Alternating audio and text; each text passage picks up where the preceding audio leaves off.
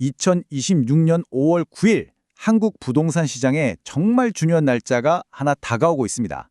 수많은 다주택자들은 물론이고 시장 전체가 지금 이 날을 숨죽여 지켜보고 있는데요. 도대체 무슨 일이 벌어지고 있는 건지 오늘 그 핵심을 한번 파헤쳐 보겠습니다. 바로 이 질문이 오늘 이야기의 핵심입니다. 세금 유예 조치가 끝나는 바로 그 순간 우리 시장은 어떤 도미노 현상을 겪게 될까요? 그 시나리오를 미리 한번 그려보는 게 중요하겠죠. 자, 이 복잡한 퍼즐을 한번 맞춰보죠. 오늘 우리는 이 5가지 단계를 차근차근 따라가 볼 겁니다. 각 단계가 어떻게 서로 맞물려 돌아가는지 한번 주목해 주세요.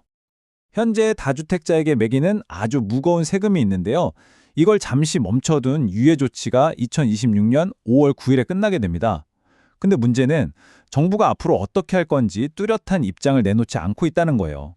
그러니까 시장의 불확실성만 점점 커지고 있는 거죠. 이게 어떻게 된 일인지 과거를 좀 되짚어보면요. 이 날짜가 왜 중요한지 금방 알 수 있습니다. 처음엔 시장 안정을 위해 이 정책을 도입했는데 이게 정치적인 계산하고 막 얽히면서 상황이 복잡해진 거예요. 그래서 완전히 폐지하지도 그렇다고 확실히 연장하지도 못하고 시한부 유예라는 아슬아슬한 줄타기만 계속해온 겁니다. 자, 그럼 이제 가장 중요한 부분으로 한번 들어가 보죠. 다들 세금 폭탄이라고 부르는데 대체 그 폭탄의 위력이 어느 정도일까요? 지금부터 숫자를 직접 한번 확인해 보시죠. 우선 개념부터 간단하게 정리하고 갈게요. 우리가 지금 얘기하는 세금은요, 집을 가지고 있는 동안 계속 내는 게 아닙니다. 집을 팔아서 이익이 생겼을 때 딱 한 번 내는 세금이에요. 바로 양도소득세죠. 여기서 바로 핵심이 나옵니다. 원래 내야 하는 기본세율도 있는데 이 중과세라는 건요, 규제 지역 안에 집을 여러 채 가진 사람들에게는 거의 벌금에 가까운 세금을 추가로 더 물리겠다는 겁니다. 그리고 이 숫자를 보시면 그 규모가 확 와닿으실 겁니다. 중과세가 적용되면요, 지방세까지 다 합쳐서 최고세율이 무려 82.5%에 달할 수 있습니다. 이게 무슨 말이냐면 집 팔아서 10억을 벌면 그중에 8억 이상을 세금으로 내야 할 수도 있다는 뜻이에요. 이 표를 보면 이 숫자가 얼마나 현실적으로 무서운지 알 수 있습니다. 자, 똑같이 15억 원의 이익을 남겼다고 한번 가정해 볼게요. 지금 같은 유예 기간에는 세금이 한 5억 7천만 원 정도 나옵니다. 근데 만약 중과세가 다시 시작되면요, 3주택자는 세금이 10억 6천만 원이 돼요. 거의 2배 가까이 뛰는 겁니다. 한 전문가가 이걸 아주 재밌는 비유를 했더라고요. 국가와 동업을 하는 셈이라는 거죠. 근데 내 동업자가 수익의 70, 80%를 다 가져가 버리면 이건 동업관계가 깨졌다고 느끼지 않겠어요?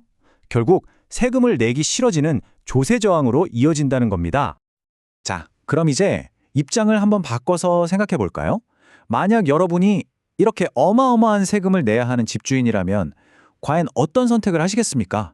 시장의 연쇄 반응을 한번 예측해 보겠습니다. 제가 여러분께 한번 직접 여쭤볼게요. 내가 번 돈의 80% 이상을 세금으로 내야 한다면 과연 선뜻 집을 팔 수 있을까요? 집주인 앞에는 크게 2가지 선택지가 놓입니다. 하나는 집을 팔고 최고 82.5%의 세금을 내는 것. 다른 하나는 가족에게 증여하고 최고 50%의 세금을 내는 것. 여러분이라면 어떤 선택을 하시겠어요? 계산이 너무 간단해지죠. 결국 결과는 하나의 강력한 시장 현상으로 나타나게 됩니다. 바로 매물 잠김 현상이죠. 집주인들이 이렇게 벌금 같은 세금을 내고 파느니 차라리 그냥 가지고 있거나 증여하는 길을 택하게 되는 겁니다. 이게 시장에는 정말 최악의 시나리오를 만들 수 있습니다. 왜냐하면 새로 짓는 아파트 공급도 줄어드는 마당에 원래 시장에 나와 있던 기존 주택 매물마저 싹 사라져버리는 거니까요. 결국 한정된 매물을 두고 경쟁이 붙으면서 가격이 올라갈 가능성이 커지는 거죠. 여기서 이제 중요한 질문이 하나 생깁니다. 아니, 결과가 이렇게 뻔히 예측되는데 왜 정부는 그냥 유예 조치를 연장한다고 시원하게 발표하지 않고 계속 침묵만 지키고 있는 걸까요? 정부 입장에서는 그야말로 진퇴양난입니다. 유예를 연장하자니 부자들 세금만 깎아준다는 비판을 피할 수 없고요. 그렇다고 중과세를 다시 부활시키자니 공급 부족으로 집값이 올라서 모두에게 피해를 줄 위험이 있는 거죠. 여기에 또 다른 변수가 있습니다. 바로 표죠. 이렇게 과도한 세금은 유권자들의 조세 저항으로 이어질 수밖에 없고요. 이건 특히 부동산 민심이 중요한 지역의 선거 결과에 직접적인 영향을 미칠 수 있습니다. 결국 경제 논리만으로는 풀 수 없는 아주 복잡한 정치적 계산이 필요한 문제입니다. 자, 지금까지 흩어져 있던 조각들을 다 맞춰봤습니다. 이 복잡한 그림을 바탕으로 시장에 참여하고 있는 우리는 앞으로 무엇을 기억해야 할까요? 핵심만 딱 짚어보겠습니다. 꼭 기억해야 할 3가지 포인트입니다. 첫째, 지금처럼 불확실한 상황에서는 장기적인 계획을 세우기가 정말 어렵습니다. 둘째, 집주인들 입장에서는 집을 팔지 않을 명확한 이유가 생깁니다. 셋째, 집을 사려는 분들은 공급이 더 줄어들 수 있다는 점을 염두에 둬야 합니다. 마지막으로 이 모든 상황을 관통하는 질문 하나를 던지면서 마무리하겠습니다. 이건 단순히 세금 하나에 대한 문제가 아닌 것 같습니다. 어쩌면 이건 계속해서 되풀이되는 한국 부동산 시장의 근본적인 딜레마일지도 모릅니다. 과연 이 순환의 고리를 끊어낼 출구는 어디에 있을까요?